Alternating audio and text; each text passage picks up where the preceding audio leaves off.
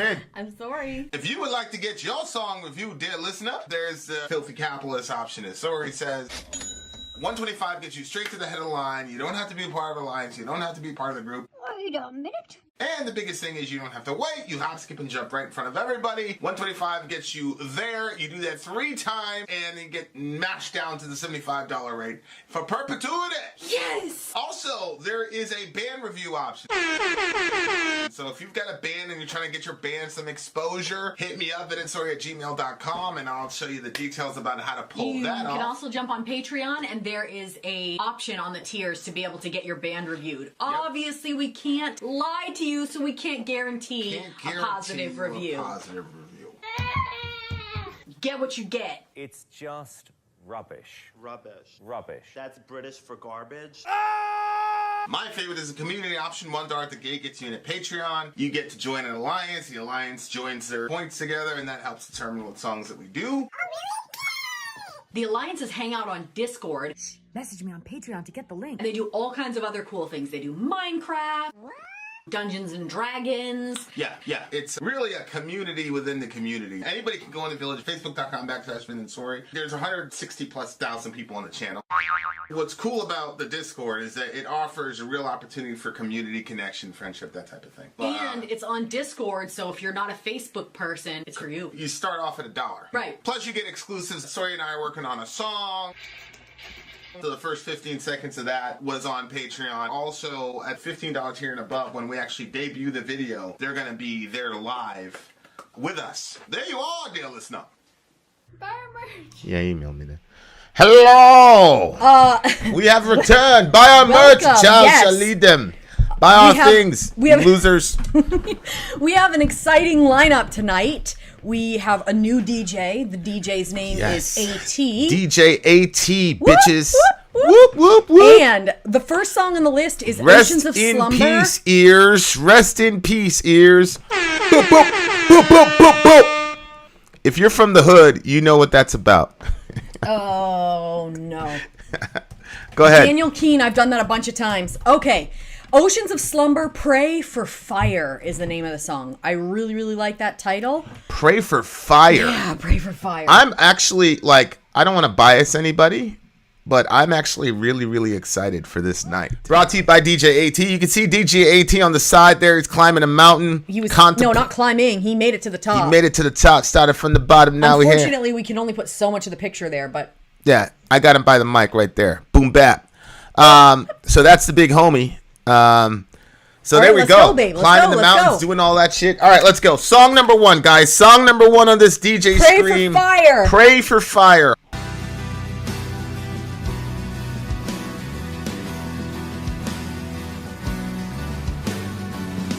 Look at that. Beautiful skates, bro.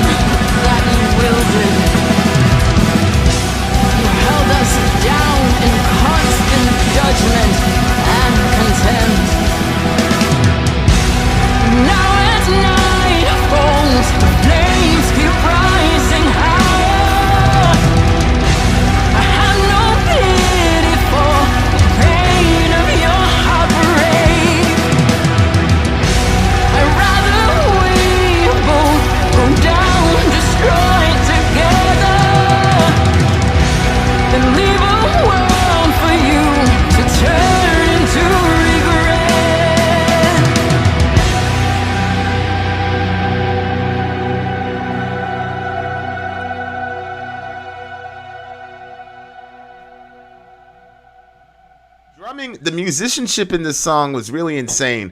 And the song was pretty ambitious because there was a lot of rhythm changes. Mm-hmm. There was a ton of them. A lot of atmosphere changes. I think some of the transitions kind of felt sudden to me. There wasn't a lot of subtlety in the transitions. Yes. And I think, Tool is really good at that. Like, Tool, you'll listen to Tool for like 2 minutes. Mm-hmm. And in that 2 minutes, you went from, minor chord, slow tempo, mm-hmm. and then all of a sudden, out of nowhere, it's major chord, fast tempo, and you're like, "How did that happen?" Mm-hmm. And you really don't notice it because they're so subtle in their transitions. Mm-hmm. These ones were a little bit more jagged, mm-hmm. But I understood what they were trying to do, and people use that term epic a lot, and I think that the term epic is probably an overused word. I agree, but I do think that they were going for epicness in this song. Definitely. Like, especially like toward the middle and the end, that's what I'm saying. It was ambitious. And, as a guy who listens to, I've listened to over 2,000 songs, on this channel. And obviously I've listened to music all my life. You really begin to appreciate when a band is trying to do something ambitious. Mm-hmm. When the band is trying to do something different, and when they're really trying to, think outside of the box, you really appreciate it because you realize how rare it is. Because I mean, the fact of the matter is, it is so easy to, do what everybody else is doing. That was most seen most clearly during the nu metal era, because it was so simple. And because it was so easy, there were a lot of bands that were created a dime a dozen, and a lot of them really weren't trying to do anything, unique. Mm-hmm. And obviously the labels weren't trying to do anything unique. They were trying to make money. Saying mm-hmm. No disrespect to them, but that's what they were trying to do. So I love it when bands are trying to do something that other bands aren't doing, or mm-hmm. they're trying to lift the genre up to a different degree. That's why I had so much respect for Magua, Batushka, bands like that. So anyway, Pray for Fire, and now also seen in the metalcore era. Correct. Okay, so what did you think of the song? What was like the overarching kind of theme of the song to you guys? Also, Perkinos, Sean, etc. Give me updates on how the audio sounds, okay? Like, is the audio good? Can you hear it? Is it close? Too loud? Am I too loud? Is Sori too loud? Etc. Okay. Okay, so I have a couple things to say. One of them is I love the art on the album cover. It's just absolutely... Yeah, it's really cool looking. I just could write a whole book off that one picture. It's mm-hmm. just friggin' incredible. There's so many ways you could go with that. And... I love pictures that are like darkness with like some really bright light coming out. Probably why I love Kai's picture that we have above our bed. Yeah. Is because I like the idea that there is, but it's piercing through and it's unstoppable. Just unbelievable. Yeah, like people are like, you guys really friends with these people? I'm like, well, one of my buddies got us a picture or whatever, and now it hangs over our bed, literally. So you do with it what you will. Do with that what you will. Do with that what you will. Continue. Go ahead. I'm sorry. So that was really cool. And then the song, I liked it. I agree that the transitions were a little bit. They're a little bit jagged. It's so funny because you said they were choppy. I felt like they were too slow. Because I'm good with like them doing stark transitions because it seemed like this person was hitting different points in this journey. Yeah. But it kind of felt like it was a little slow to transition into the next one. But the girl's voice is very, very good. And that eerie singing at the end was, oh my word. It had this sound of death, but this sound of glory also. Just intertwined. Just absolutely beautiful. Loved that. Her voice reminded me of Otep, and I liked that when she was like doing the speaking part. Really, Otep? Yeah, at the beginning I was like thinking Otep Shemaya. Yeah, White Otep. Yeah, that's I would have never thought. That's what was coming into my head when it first started. Then she did that speaking part, and I liked the way her voice sounded, like the theatrics that she put into her voice when she was doing that part. Loved it. I did feel like she didn't push herself though. I really wanted her to go nuts with her voice, and she went up, but I felt like she could have gone more. Yeah, especially during the talking part. I thought that there was going to be a giant like. Yes, and I was waiting for that the explosion. whole time, and it didn't, and that was a little bit disappointing to me. But again, I was disappointed, but at the same time, I thought to myself, yeah, but Ginger already did that. You know what I mean? Mm-hmm. Like Ginger had that smooth jazz. I forgot the name of the song, but that was the song that everybody like. You have to react to. It was the song that put Ginger on the map. You know, like so there was that jazzy type of subtlety, and then it went. Rah, it took everybody. So I'm like, okay, Ginger already did that. Yeah, they already did that. So it's like, you know, it's like also like when we were writing our songs, like okay, you're a female singer, yada yada yada. You know what I'm saying? And so it's like. I know the type of range that you have, so I'm like, but so I understood like, okay, they're not gonna go like mega like raw, you know what I'm saying? Yeah. In that build up, but there are different ways to do rising action. You know, which is what that somebody texted me from Kentucky. I don't know. There's different ways to do rising action, right? It doesn't necessarily have to be rah, rah, rah, rah, rah. So I thought that we were gonna have like a giant explosion of. You know, some sort of heaviness or epicness would have really pushed the song in my mind to a 10. But it was still a deep song. And it was still a song where I was like, I respect the hell out of the the musicianship, particularly the rhythm section between the drums and the bass. There are a few times in the song where they actually started featuring the bass, which I thought was pretty cool. Sonically, it was great. I felt like they left a couple. I felt like they left a couple $1 million on the table. I agree because they really could have like this would be one of those songs where I'd be like, this is a good enough song. Like we could release this song, but it would be one I would sit on for a little bit and just like one more little tweak would have made this like a classic song. I agree. I mean, the lyrics were there were so many. I'm assuming it kind of sounded like maybe it had to do with the Christians when they came in the what is that? Vlad, if I were you, I'd wait on that. Crusades. I'd wait on that, Vlad, if I were you. Okay, go ahead. The Crusades or something like that. I didn't know if that was kind of where they were going. For lyrically, me, yeah. For me, it didn't. Come on in, honey. For me, it didn't go there. Obviously, I loved the art in the lyrics. A light dimmed and faded from the sky. Malice it formed in the strife of what transpired. Craters formed right where we fell. Will we get back up? Waiting in the dark. So there's this massive fall. And maybe this is just like a story or something. But for me, it was like, it was a spiritual thing. You know what I do with that. So it was... Everybody goes through these different things where it was like, well, that was the major fall. Like, and I've had things, you've had things, we've all had things where it was like your deepest and darkest moments. And obviously, I mean, we don't know what next year holds. Maybe the dark one's coming or, you know what I'm saying? Like, who knows? Yeah. But looking backwards, the darkest moments, will we get back up? Dying and alone, my roots are buried deep. And that line to me was like, because I love the idea of like the roots of a tree just like bearing down into the ground and withstanding whatever comes around it because it has such strong roots. And biblically speaking, that's our Christianity, that it's our roots in the ground, like our trust and belief in God and Jesus. That's the depths of our roots. And that has been what has gotten me through many a dark nights. Yeah. But she says, but here among the thorns, the climb is much too steep. And the thorn part reminded me of, Jesus on the cross. He had the crown of thorns. Yeah. And so... there's definitely, like, religious imagery in this. Yeah. I wish Jambi was here, because he'd be like, ah! Shout out to Jambi. Go ahead.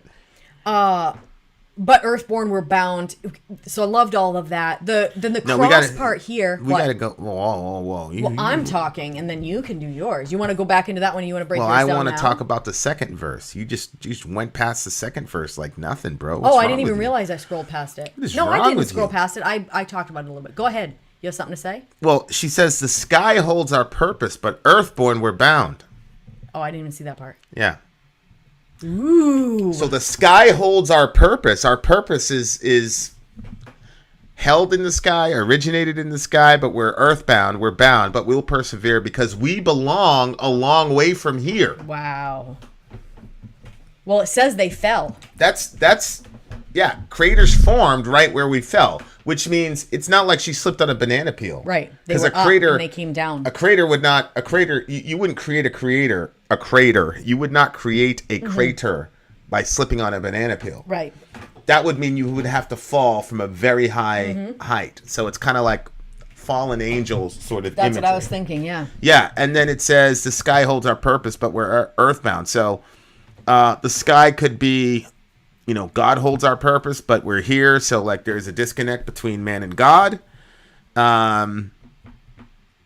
Or it could mean that we were not supposed to be here. It's a locational issue. We belong a long way from here. So whatever is it, and that's the stuff that we talk about. Like we talk about, what's seen as temporary, what's unseen as eternal, that we did not originate here. Like when we say it's so fascinating to me that the minute a person dies, you no longer call them by their name. You say the body. It's just, that has so many implications that like it's automatic. Yep. Why do we do that? And it's like, and they say she was gone. Yeah, like she left us, yada yada yada, and all it is they lost consciousness. That's all it is. You lost consciousness forever, though, or you lost consciousness in this realm forever, supposedly. Yeah. Right. Yeah. Like it amazes me that people scoff at the idea of life after death or religion or whatever, and we literally don't know the first thing about consciousness. I know. It's literally called the hard problem of consciousness. We have no idea where it came from. We have no idea that, hell, we're not even sure that there's one consciousness for one person. We're not even sure about that. Right. And I'm not talking about a disordered multiplicity. I'm talking about inherent multiplicity. Yep. There's just so much that we don't know. And like, for people to just go, when you're dead, it's just like, how could you know? I know. That's the thing. How do you know? It's like, people are like, well, what were you doing before you were born? I don't know. Do you know? Where did your consciousness come from? What part of your body is you? Like, is this me? Is this me? Is my hair follicles me? When you say me, what are you talking about? Or when you say I think, what is the I that you're referring to? Yeah. Because when you say think, according to a lot of people who believe that the mind and the brain are the same thing, I don't. And I think you'd have an extremely difficult time proving that the mind and the brain are the same thing. But when you say I think, the thinking part is your brain, right? Yeah. What is the I part then? Because you're making a distinction between I and thinking. Well, what is the I then that's thinking? Yeah. That like nobody says like my brain says. Like your brain didn't name itself, bro. I don't believe that. But anyway, just can you go back to those lyrics? Those lyrics were just very, very, very curious to me. Really curious to me. Because we belong a long way from here. We refuse to fall. We refuse to fail. Is she saying we refuse to fail? Refuse to lose to their hateful ways. Their cross. Their cross. Okay. So in the song, I thought she said the cross. But she's saying their cross. Why I thought the Crusades. Their cross. Well, I have an opinion about what's actually happening in this song. Ooh. We refuse to lose to their hateful ways, their cross high above us, but salvation has long been denied. No room for a peaceful resolution. Long gone is a hope for building any bonds. Okay, well, if you locate this temporally, this is 2020. What was happening in 2020? Well, we were having riots in the streets, the George Floyd situation, whatever. Who were the people that were full of hate or whatever? It's certain demographic people that carry a certain religion, right? And so you've got a lot of Christians in our current culture who, once again, find them. I mean, we're in the midst of this right now in a completely separate context, but they're on the wrong side of history again. For the 9 millionth time, right? And so it's like, I think that, you know, being able to criticize that, I think is important, because it's almost been like we're batting 1,000, like being on the wrong side of this stuff. And I don't think that a lot of these folks understand the implications of, and that's the strange thing to me about Christianity in America. It's like, I will say, this is some fucking bullshit. You're lying. Yeah. Vadi, you're lying, right? And the Christians were like, oh my God, he swore. Yeah. He said effing. And it's like, meanwhile, he's lying about core Christian truths. Correct. And we're doing all types of crazy shit to people, and people are in serious pain, and we're laughing at them and doing all types of other crazy Russell's shit to here. people. Shout out to Russell. Long time no see, big homie. So, like, yeah, it's like that's the stuff that we get exercised about. We get exercised about that, but we don't get exercised about the fact that justice is being denied and all the rest of it. And then we try to justify all that bullshit by putting Jesus on top of it, not realizing what that's doing to the movement and what we're trying to accomplish. Like, hello, dumb. So that's what it looked like to me. When you left me in darkness, I had to make my own flames. A warmth you couldn't diminish or ever take away, and I brought me to life again. And you know, again, like, there was, you know, a lot of these cities were going up in flames. Like, there was straight fire, right? Like, there were riots and all the rest of it, and a lot of people were saying, you know, okay, but what about this? Now I stand upon the piles of your ashes, and I look upon the waves of coming flames. Yeah. Oh, this is just standing in the destruction and knowing that more of it has to come because there's no change? Yeah, that's what it looks like to me. Or that the second fire is metaphorical in the sense that, oh my goodness, you know, you're going to lose, right? So we set fire to the thing, but then the edifices that we're really trying, which is the system, is over. And there's no room for a peaceful resolution, because there are certain people in our society that have made it impossible to work with them, because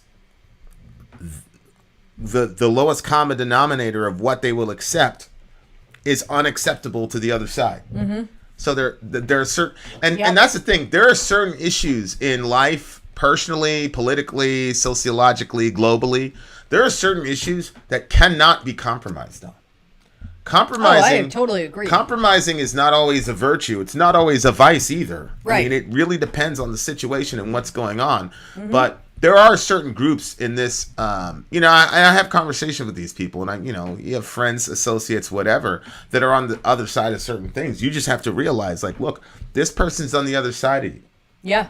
And they're not your friend. Yeah. And, you know, look, and it's this weird thing. People say things like, oh, I'm mature enough to still be friends with people with different political ideology than me.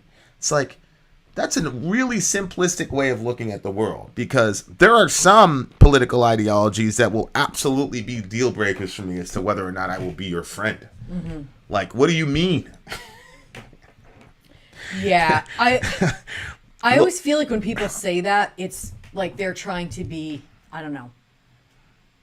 Okay, I'm just going to say it out. I always feel like those people, maybe that's what you call virtue signaling. I don't know. Like, I'm not going to close the car. But I think that there are people, you know, I had people on my friends list that, the posts that they were putting all the time, and instead of like learning, like I would post something that was super serious, and instead of learning from that information, like they'll make a joke about it or refute it without using facts. And it was, I could just tell it was not good for me. to have that person continually doing that on every single. If somebody is there and they disagree but they want to learn, that's different. But if somebody's there and they disagree and they don't want to bring facts and they don't want to refute your facts with, citing other things, then, they're just going to be in there just stirring up your blood pressure. I don't think it's good.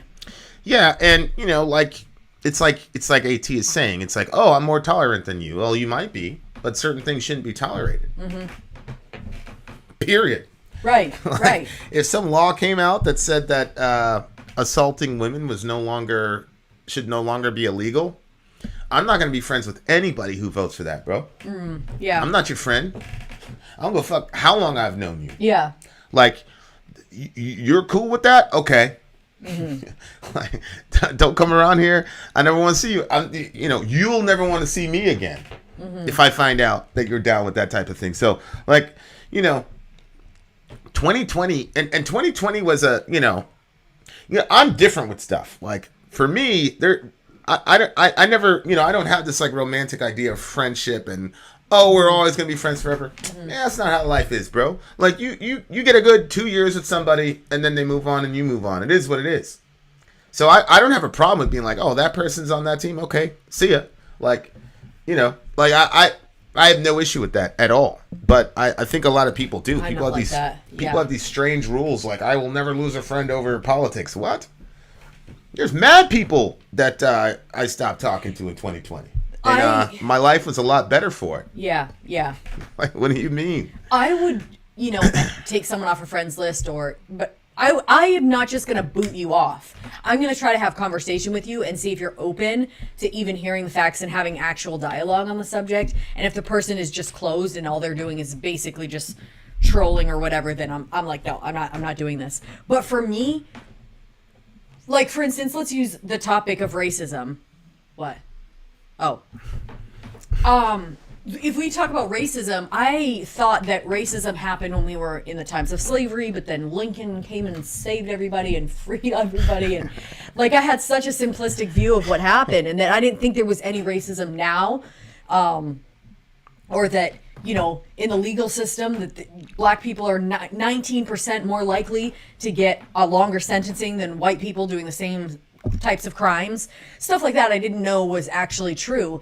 And so when I'm coming into that information, it's horrible. And I'm coming into the information and I'm open to hearing it, probably because my husband's black and I have, mixed kids. And so I had to focus on the facts and see the facts for what they were. And so it's hard.